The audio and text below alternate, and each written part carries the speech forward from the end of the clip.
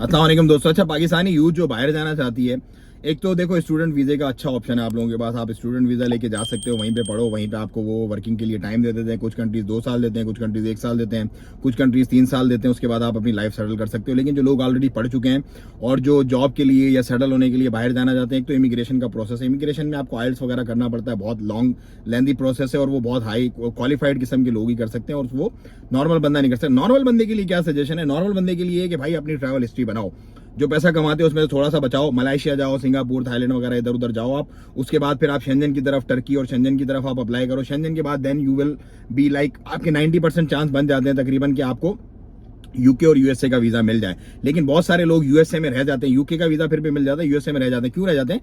क्योंकि उनके अंदर कॉन्फिडेंस नहीं होता। उनकी बॉडी लैंग्वेज, जब वो खड़े होते हैं ना काउंसलर के सामने इंटरव्यू देने के लिए, तो उनके डगमगा जाता है मामला। सो ये केसेस होते हैं। देखिए, आपका जो एटीट्यूड है ना, वो बड़ा मैटर करता है। आपको अपनी एटीट्यूड, अपनी पर्सनैलिटी पे काम करना पड़ेगा। जो बात आप फॉर्म में लिख रहे हैं, जो बात आप इंटरव्यू में कह रहे हैं, सेम बात आपने कहनी है। लोगों के कॉल और फेल में मतलब जो लिखा होता है पहले और जो बाद में, क्योंकि याद ही नहीं रहता उनको क्या करना है। सो उसके अंदर जब फर्क आता है ना, तो वो फर्क पकड़ लेते हैं और उस फर्क को पकड़ के फिर वो इन्वेस्टिगेट करते हैं और उसकी बिहाफ पे फिर आप लोगों के लिए प्रॉब्लम्स होती है। सो आपने अपना एटीट्यूड क्लियर रखना है। यूथ जो है मेरी, आहिस्ता आहिस्ता, देखो टाइम टेकिंग प्रोसेस है, स्लो ग्रेजुअल आपको जाना पड़ेगा। आप ये बोलो ना बस भाग के उड़ के, ऐसा कुछ भी नहीं होता। जिंदगी में कामयाबी के लिए आपको बहुत सारी चीजें सेक्रीफाइस करनी पड़ती है, टाइम जरूर देना पड़ता है। तो टाइम दो, पहले इन कंट्रीज में जाओ जो मैंने आपको बताया, छोटे कंट्रीज में यहाँ पे विजिट करो, अपनी ट्रैवल हिस्ट्री बनाओ, उसके बाद टर्की अप्लाई करो, शेंजन अप्लाई करो। साल डेढ़ के अंदर अंदर आपको ये वीजा मिल जाएगा। वैसे आप किसी को पैसे दोगे डन बेस पे, डन बेस कुछ नहीं होता भाई, इट्स ऑल रबिश। लाइक लोग ले भी लेते हैं तो जिल्लत और ख्वारी जो है वो उनका मुकद्दर बन जाती है, क्योंकि वहां पे वो इलीगल होते हैं। इलीगल की कोई जिंदगी नहीं है भाई।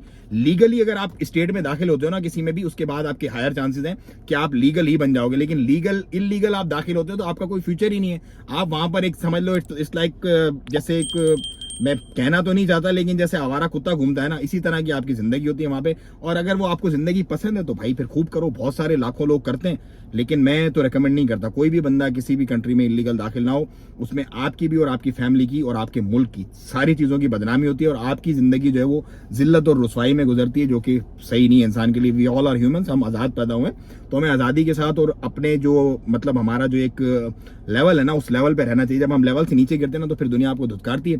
सो मेरी यूथ जो है वो लीगल तरीके अपनाए जो मैंने आपको बताएं, और उस तरीके से वो अपने तमाम इंशाल्लाह जो आपके गोल्स हैं वो आप अचीव करेंगे, जरूर करेंगे। क्योंकि लाखों लोग आप ही की तरह के बैठे हुए हैं और मैं भी आप ही की तरह का एक बंदा हूं। लेकिन मैंने टाइम दिया, प्रोसेसेस को फॉलो किया।